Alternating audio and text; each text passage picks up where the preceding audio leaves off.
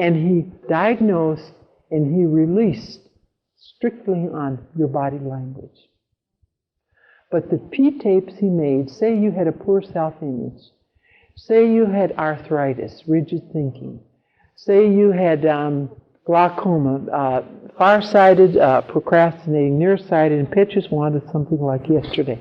He could name off every physical manifestation you now have was caused by an emotion, and he cleared it for you. And sitting there 6 at a time, he knew, he'd say, now Betty, you know better than that. But he had what I call the tapes, all the tapes in Better Self-Image. But when he found out your name was Betty, he says, now Betty, now you listen to me. And when you were sitting in that chair with the vibrating and the heat, and if you were lazy or you were low in energy, he gave you march music. If you were hyperactive, he gave you flutes. He knew exactly what you needed. And you sat there, and it was no time before you were functioning into normalcy. I worked with him for 3 years. There was absolutely so much information. There was one book he's written. It was called The Chosen Ones. If any of you know an attorney, that is a must. He was hired. I don't know why he had a fee of $1,500. This is sort of like $1,500 was magic number to him. Because what he used to do, anytime there was a crime of passion committed, we're talking about Percy Foreman, Melvin Belli, all these biggie people that used to defend you, and even if it didn't matter if you were guilty or not, the name of the game in our judicial system, unfortunately, is to be a winner. And I observed it long enough, and I can speak on authority with this, and he verified. So what he did, he went and he observed the jury. He chose the jury. You know, both sides have an opportunity to evaluate their jury. He chose it strictly on body language. He said, see, this guy's got his legs open. That's the guy we want. Look, he's got an open shirt there. Aha, he's open. If he saw a little woman with the neck up here, don't mess with her. She's closed. And then when they got another thing, he used to coach people, because say we're dealing 200-300 people here. Now, we don't know what they're going to do until we get a response from body language, and so he had to go to every facet. If they start talking about 4-letter words, you know, she was brutally related, and then some of the dialogue came in, because there's some very uncouth, ill-bred people out there. And you may have been prim, proper, and precise, and you don't want to hear F-U-C-K every other word. So you're intimidated. That's not necessary. You don't like him, so you back off. And the minute you back off, you have told Dr. Brian that you have already decided, I don't give a damn what I hear in that jury. I do not like that attorney because he's foul-mouthed. So you're automatically eliminated. He wants someone, by gosh, that's open. That has. Now, another thing, when I'm sitting here, and I do this also even with lectures, so nothing's hidden here that's not going to be revealed, because you can watch me and I'll tell you what I'm doing, or what I'm accepting and what I'm not. Because I'm sitting here, and if I'm with the group and there is something that I don't particularly like, I will turn sideways, which is telling you I'm turning you off. And you'll do this by walking with people also. But he was so proficient with this. He wrote journal after journal, and I, because there was such a brief period there, in 70, there's every class, everything this man offered, I took. I had the money, I did, but I did something else. We played what I call mind games. I played mind games with him, and he knew it. He had he had a contest. He loved to do bizarre things. And he had a contest that every manual and every journal he'd ever written was going to be the prize. And you know who won it? I did, because I needed it. And it was not his doing. I mean, he was not an authority. I knew I did. I have my whole library with everything this guy's done. I needed it. See, I went into analysis, then I went into hypnosis. And the hypnosis, in fact, I've lectured at hypnosis centers, clinics, and there can be so many games played, mental games. But you know what they're doing. You know who's doing them. And you can have fun sometimes. Sometimes, okay, you can be invading someone's privacy. And sometimes people are closed, they can accept or reject. But all of these things are available. And knowledge is power. Read about it. Investigate it. And like me, I was a skeptic. You're telling me this? No way, not unless I experience it. Now you tell me, and I will evaluate it, and then I'll know, right, if you're leading me down the garden path or whatever. Because everything where you're at now, you're a total of what your past lives were, your past concepts were. But you know, you can change like yesterday if it's limiting to you or detriment to you, or you're not getting what you're wanting, or why is God picking on me or poor me? Why am I having all these problems? Why doesn't anybody like me? Then honey, you've got something to work on. And the minute that you do have, then that's when I say, okay, let's get to know ourselves. Let's go start out by sitting in a chair and getting right on down. Now, what am I manifesting? My gosh, I fell off the bed 2 years ago and broke my right shoulder. This is the factual thing. Why did I break my right shoulder? Anything to do with the right shoulder is a male in the environment I'm wanting to hit. But I don't want to hit my husband or my son that were immature in the living room. And so I am very irritated, and I was reaching over to close the door at our cabin, and then I fell off the bed and cracked it.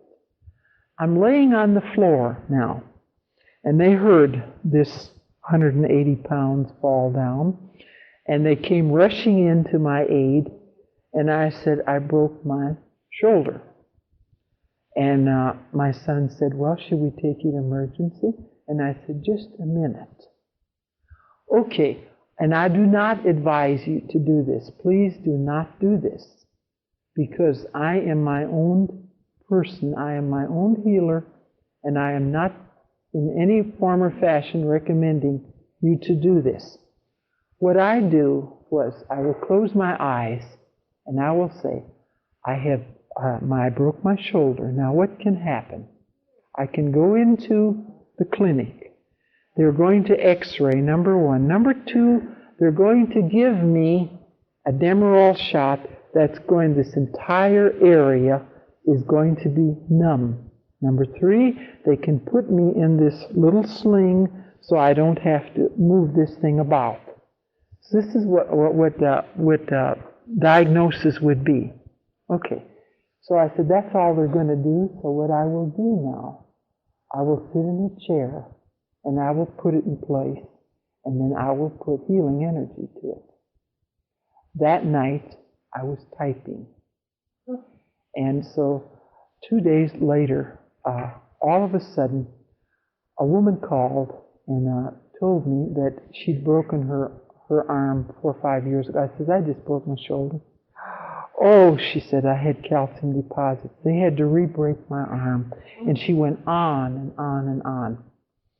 And I thought, now, I said, okay, I may be playing mind games. And that morning I got up and I said, Pat, my arm is all right, but you're taking me into the clinic here. And we're going to get an x-ray because I'm going to write an article about this. And in order to write an article, you're just not going to say you broke your arm, you're going to have x-rays. And so I went in there and I said, I broke my arm and I want an x-ray.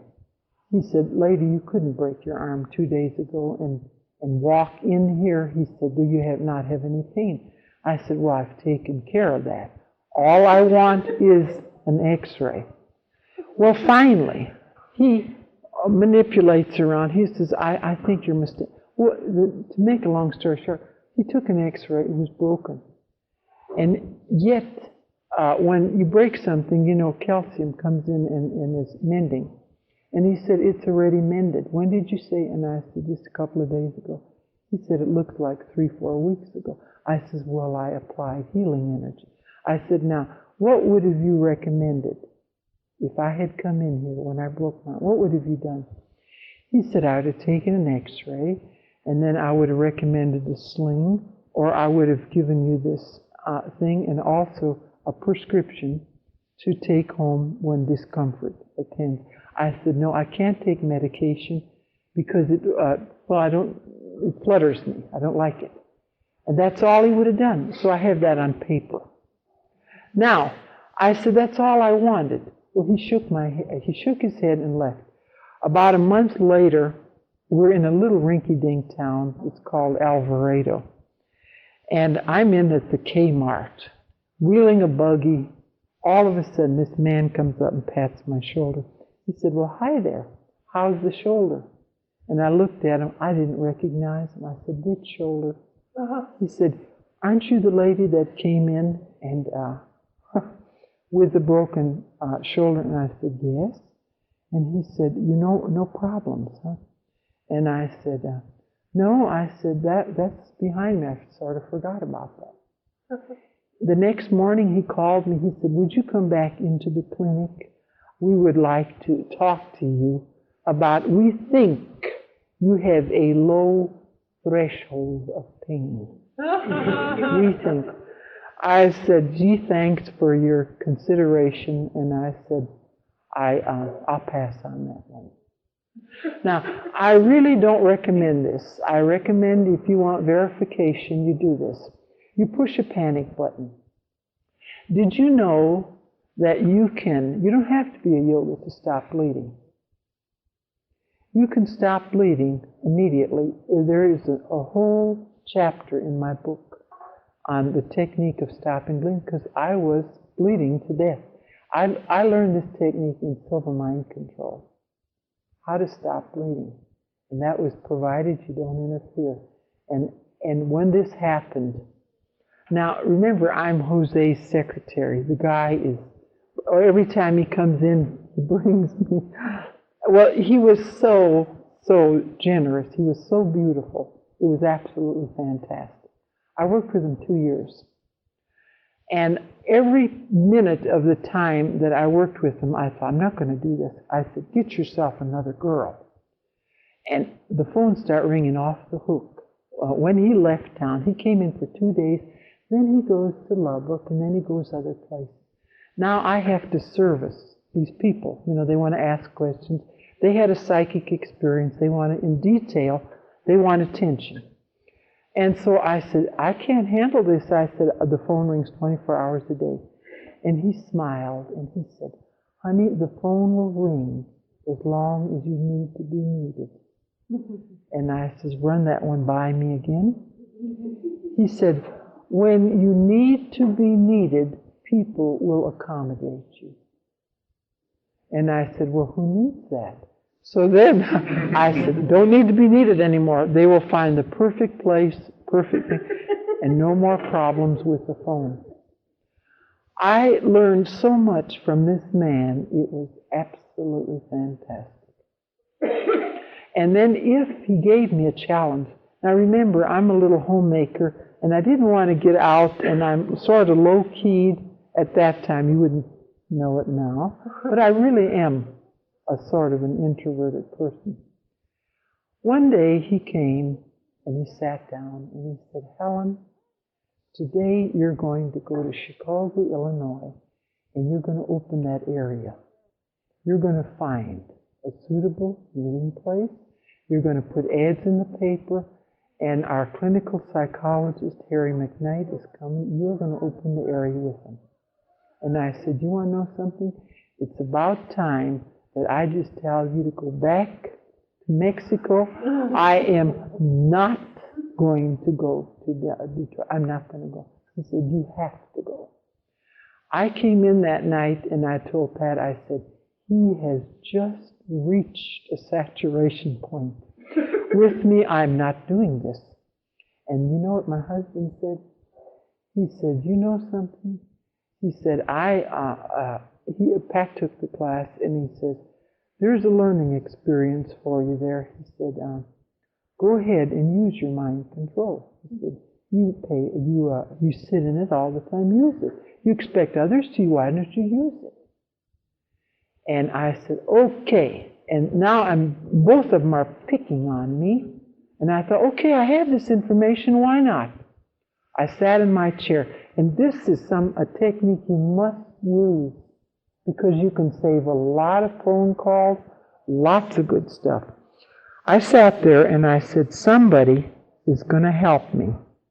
I have to go to Chicago. There is somebody out there that's going to help me. I know this. I have an answer. And I just was going like this. Somebody's got to help me. And I'm zooming towards Chicago. You know how big Chicago is? And like this, all of a sudden, the phone rang. It did not even take a half hour. The phone rang. Woman called. She said, you Helene Hadsell? Yes. My name is Mary Green. I just picked up a magazine called The Woman. There's an article in here. Someone wrote about you entering contests to win.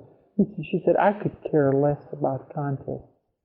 There's one paragraph here. It said, when you were involved in this automobile accident and you were on the highway and you almost bled to death and then you stopped the bleeding and you controlled the pain, you never had any medication. That's in my book. So, and I said, yes, yes. She said, honey, I have to meet Jose Silva. Is he coming to Chicago? I said, well, I'm to come to Chicago and pick up, find a suitable meeting place in a hotel and so forth. No, you don't have to do anything. She said, I am PR for a shoe manufacturing company. I'm going to give you the suite at this hotel because they're renovating. You can have it. I will put all the ads in the paper. I belong to this Church of Religious Science or whatever. I will have my entire congregation come here. When are you coming? I never went to Chicago. I sat in my chair and worked out every detail there was. And that's how we opened Chicago. The next opened Detroit the same way. Somebody, he gives scholarships. He gives scholarships to Catholic priests, to nuns, to anyone that's benevolent, and anybody that does not have the money, there's a scholarship available if you need this. So now we open Chicago. Very, very, very successful. And all he does is say, see, you had to do this, Helen. You had to do this. Now, 3 months later, I'm resting on my laurels and saying, thank God that one's over with. But I got into where I hated to see him come into town because he was always, having things for me to do. So now he says, you're opening Detroit. And about that time, they were fighting in the streets, the race. It was very, very precarious. And I was the only person, I guess, that ever told him what I felt like, because everybody else now puts him as a guru, and I've never related to that. So now I said, God, will it work again? Can I do the same thing again? And that night he's in Dallas, and we're registering people, and in walks this priest with a friend. And I said, you can have a scholarship. He said, yes, I've heard of this. I've heard some beautiful work with Jose. And I said, you're welcome to a scholarship. He fills out the card. You know where the guy's from? Detroit, Michigan. I said, well, I said, I'm supposed to go to Detroit next week and open the area for Jose. He said, oh, I'm going back. He said, I'll get you at the YMCA free. I will get my entire congregation there for you. We opened up Detroit. We had 150 in the first class. This is what happened the 3 years I was with Jose. Things just happened. Just absolutely happened. There were things that he did in private that he says, I do not want to mention this because they will think that I'm an illusionist. You know, remember I talked to you about illusion? He did demonstrations because he's a master hypnotist. He no longer does that. He said they would put him as a sideshow person and would not really know that he had a serious mission to do. So he low-keyed it. Because he had a third-grade education, on his board of directors, he had the medical profession and the scientist, Mind Foundation scientist, Dr. Hahn, Dr. Broad. A lot of these people talked about their experiences with him. Jose has contributed very generously to research. No one knows this. I know there is a whole hospital in there's a country, a South American country, and they're under now turmoil. But he goes there with his team, and the entire hospital has been taught mind control, free charge. Even the people on the grounds, because the entire atmosphere is positive, constructive, and creative. And anybody that is around sick people and would say, he's not going to last through the night. And he does not allow this because he almost like indoctrinates them. You must realize how powerful your thoughts are.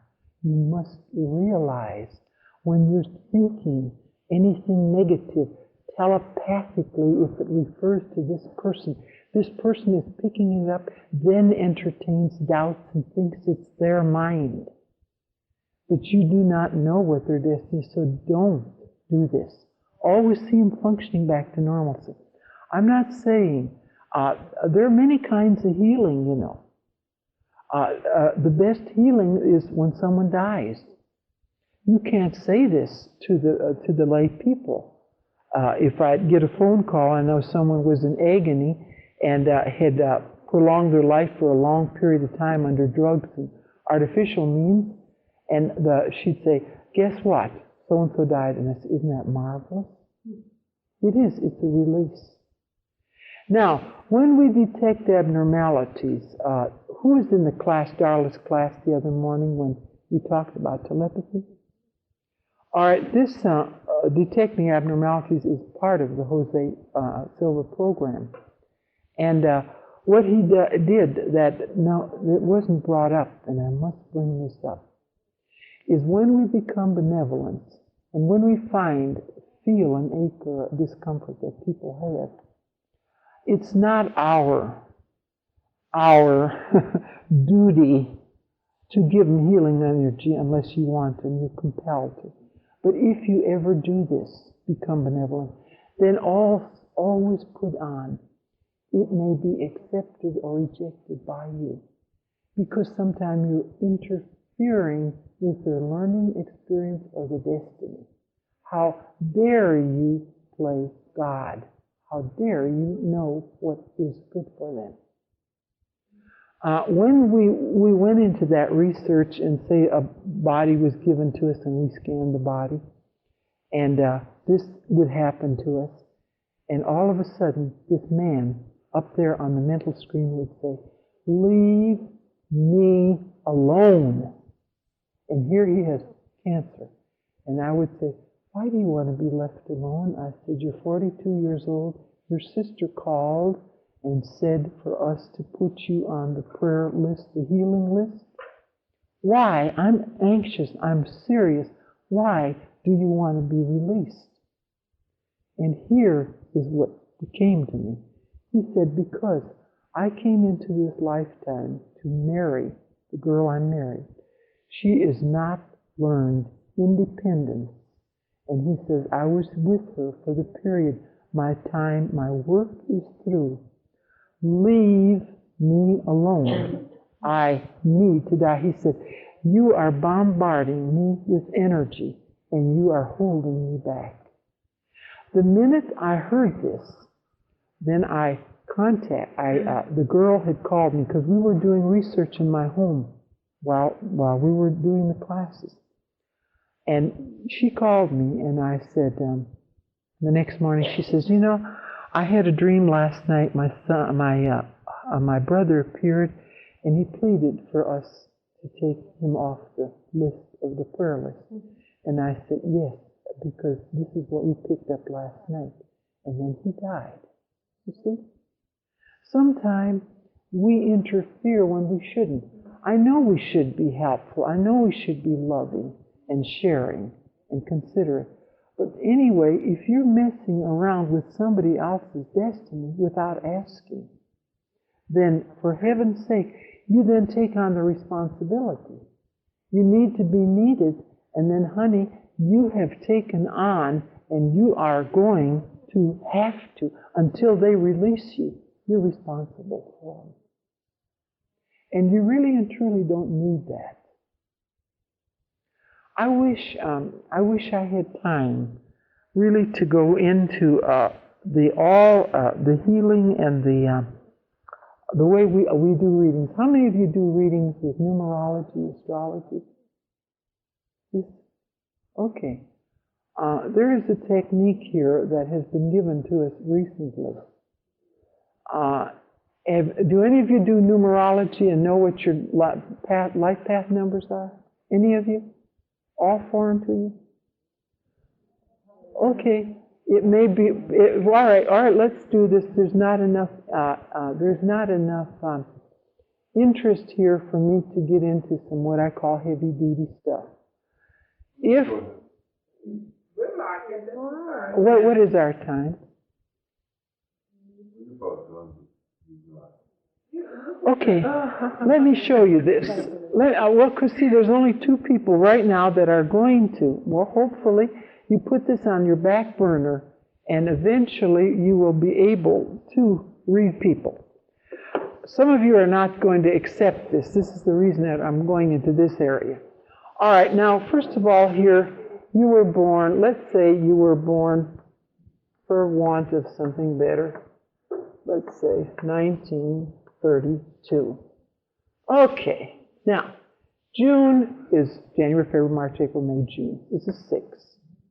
This is a 1. You bring it down, you always put it to one digit. You put, I'm going to do my fingers, 9, 10, 11, 12, 13, 14, 15. Okay, you bring it down to 6. 6 and 6 is 12. 1 is 13. That's your life path number. That's a 4. Okay. So here you've got what I do with my readings. And I mean it is very, very informative. Here is, you came into a lifetime. Incidentally, you chose your parents. You ever do past regression and you find out why? Now, when you do this for yourself, and you're skeptic like I was, have a reading. Save up $50 or $35 with a past life reader, and have a reading. You will have it verified. You'd say, I used to say, she's picking up my thoughts. And I used to do all kinds of saying, I'm going to close my mind. I used to think of flowers or whatever when she was reading. It didn't matter. She knew it. One of the finest life path readers is in Sedona, Arizona. And her name is Patricia Deagle. And she's top in my field. She's a lot of problems in the physical now. That doesn't matter. She's tuned in, and that's to me the criteria. Okay, now this person that was born in the 6th of June, when this person came into this lifetime, it's a 6. 6 is a family number of responsibility. What they did was they chose their parents, number 1. Number 2, they have a karmic tie, they have an emotional tie with the family that they have not resolved. This happens from birth to a point of 27. Now they come into this second cycle from 27 to 57, and I have to look at your charts to, if I want to get down to nitty-gritty years. 1, now they are independent. They are on their own. They are they're needing to learn independence from this age. Now they get back in here into a 6, and again they're bombarded. They may have to take care of their mother. They may have to take care of their father. Their child, something may be wrong financially, physically, mentally, spiritually. This 6 is always family responsibility. But when they came into this lifetime with the 4, this means a foundation, and it's a very a structure that they have to be a pillar. Okay, that's all right. That's what I call mundane numerology. We're getting it when we get into the heavy stuff. This is what I want you to hear. After you find out what your birth date was, then I want you to write down all the birth dates of your wife and your children and the people you are now in contact with. It's very important. There are no happenstances that you are close to the neighbor man, you have a rapport with them, you have a lot in common with them, or you're angry with them, or there is something there that puts you in that environment. There are no accidents, no happenstances, nothing. You're exactly where you're supposed to be. So I want to know why, you see. Now, you put down their birth dates, every one of them. Okay, maybe there's a 3 here, and 1 was born this month. There's a 4 and a 3 and so forth. Now, when we look at these numbers, this is when you're having insight on past lives. Look down this chart. This is you. This is your husband. This is your older son. This is your daughter. This is a granddaughter, and so forth. Got all this. Now, the first thing you do, if there's a 6 here and a 6 here, then this indicates this family, the granddaughter and you, in a past life, on race consciousness, whatever, you were in the same family with her. In the same family with her. There's no big deal there, but you just like her, you understand, you can almost know what she's thinking. There was a closeness there, because there is a closeness with a family. Not all the time, because there's going to be a maverick, and there's a reason also. Now this second section here, this is family. I'd say family. This is the emotional part. Now, your husband, say, is born on the 1st of June, and you were born, say, the 10th of September. All right, this is a 1. You also bring it down to 1 number. This means in a lifetime you were married. There was an emotional tie there, an emotional tie. Now you get down into this numbers, and this number means that you were in the same community, in the same area. This last thing would mean that you have the same talents, and sometime do you know that, say someone is sculpturing, and you admire sculpting, and you go to art galleries and so forth, but you've never held a knife. But all of a sudden you have this tremendous rapport with this guy. He just came into your life. And all of a sudden he will give you a piece of clay, and intuitively you will become almost like a man. Take you 2-3 hours to make a bust. In the last lifetime, you had this ability. It never surfaced. He came in to remind you of it. So now this would be this indication. Now the nice thing, that what you're going to do when you're going to get your garbage out, this is it right here. You're going to look for numbers. If you have a 6 here, and up here is a sun that has a 6 here, honey, you have a karmic tie with him. What is a karmic tie? The only thing I can say is, in all of your relations, from as far back as you can remember, something happens, and it had to be an emotion that was not balanced. It was not balanced. You must come back in balance. And sometimes it can be a detriment to it. Yesterday I did a talk show, and they got me on karmic ties, and this is going to be the last story because it's valuable for 3 of you here. I have 3 children. My daughter's 42, my second son is 38, and I have another son, 36. After I had the daughter, my husband was in the service, everything was fine, beautiful little girl. Now we're wanting a boy, and we have this son. The minute they put, his name is Dyke, D-I-K-E, and he had to be called Dyke. It's short for Dietrich, and I know so much about him now that it's unreal, and so does he. Okay, they laid this little glob in my arms. He was supposed to be born December. He came February the 4th.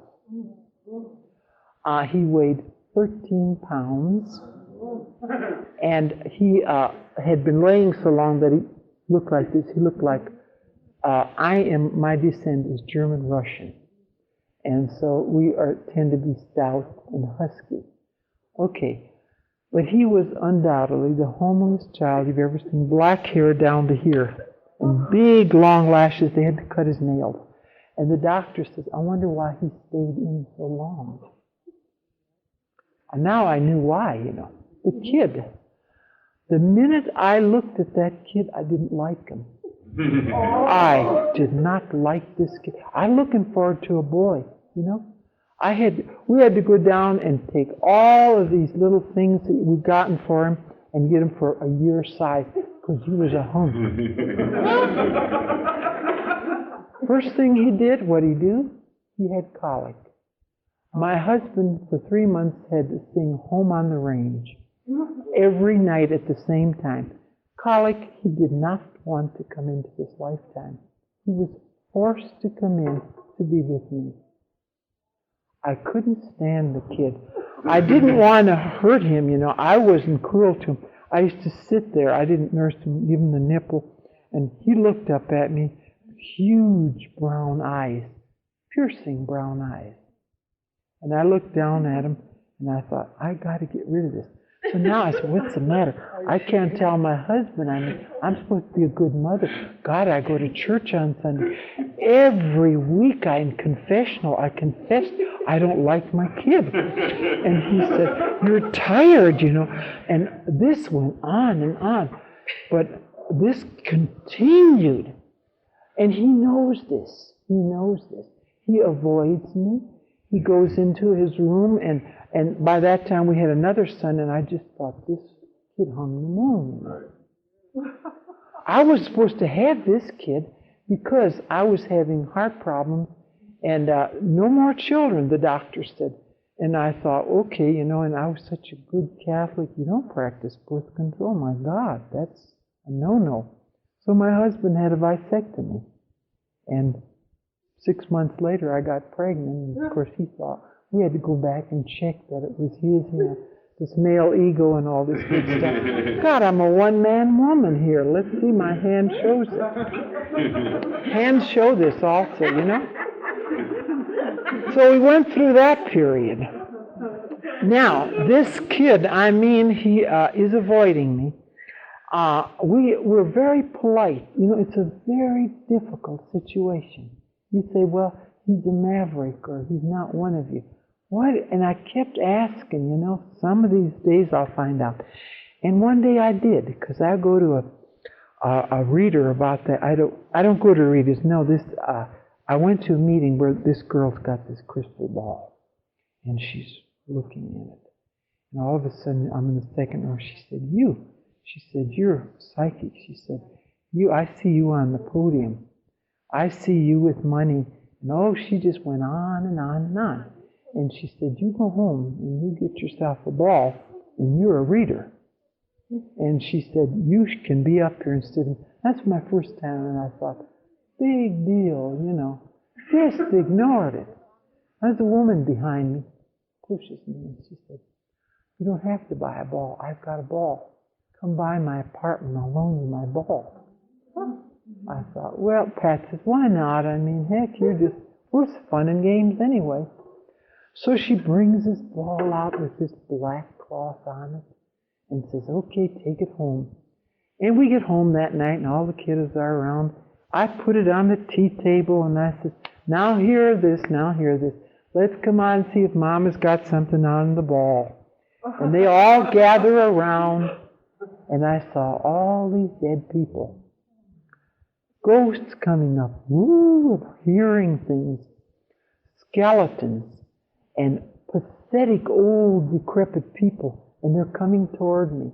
It scared the hell out of me. I just went back and I said, surely you see that. And they thought, vivid imagination.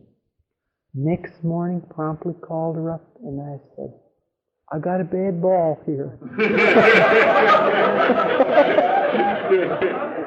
And she says, what do you got? I says, all these dead people.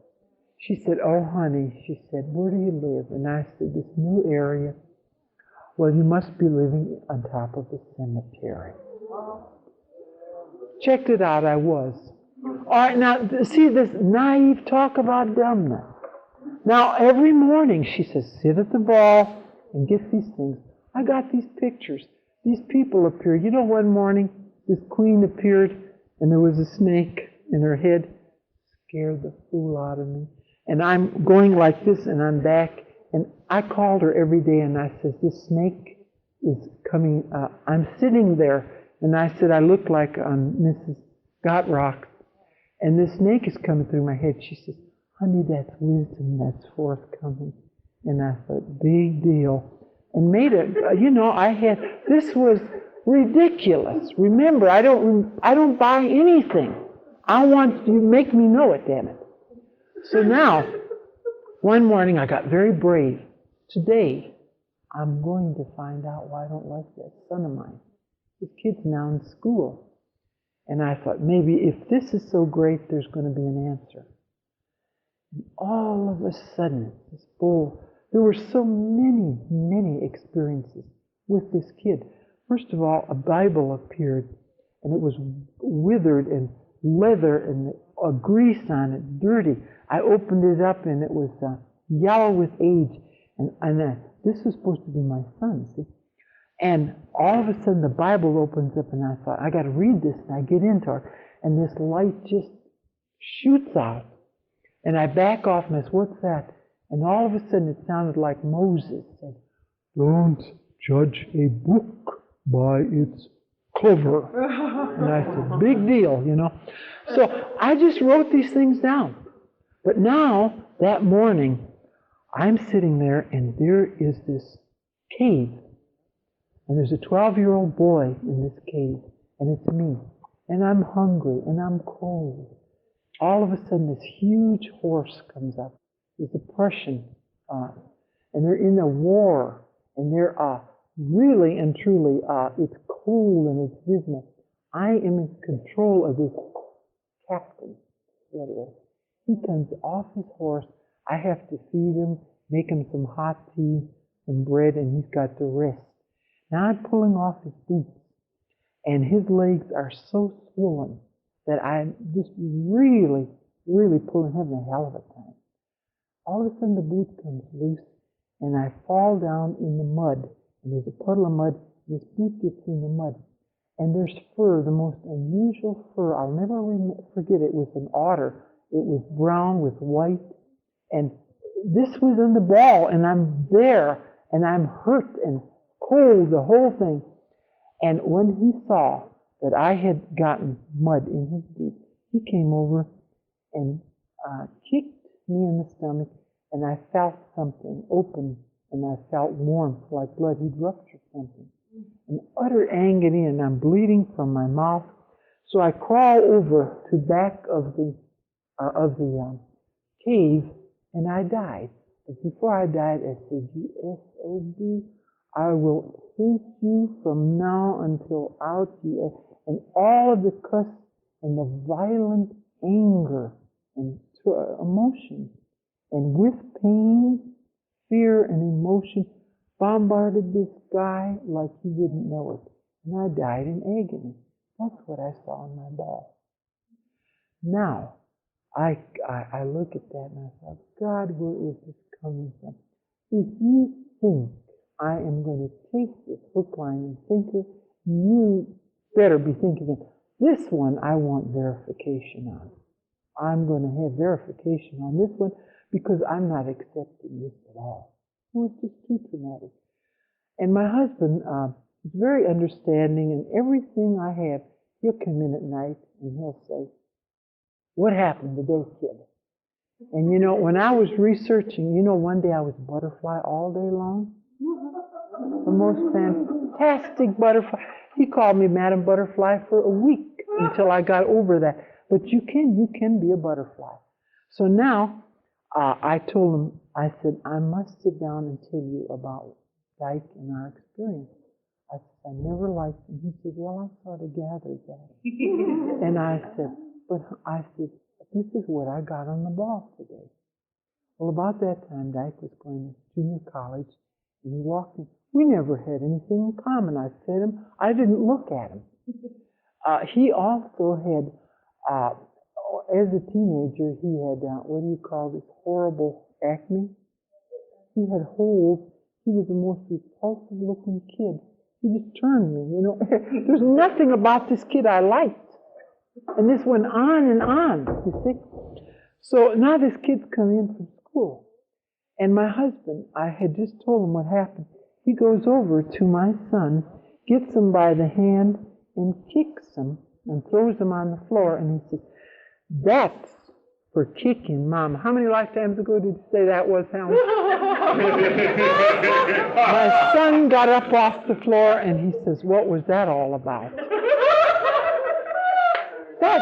We're spontaneous. That's what we do. I got hysterical and I left it off. And I said, "That's okay. Now my feeling is balanced, but I want to know one more thing.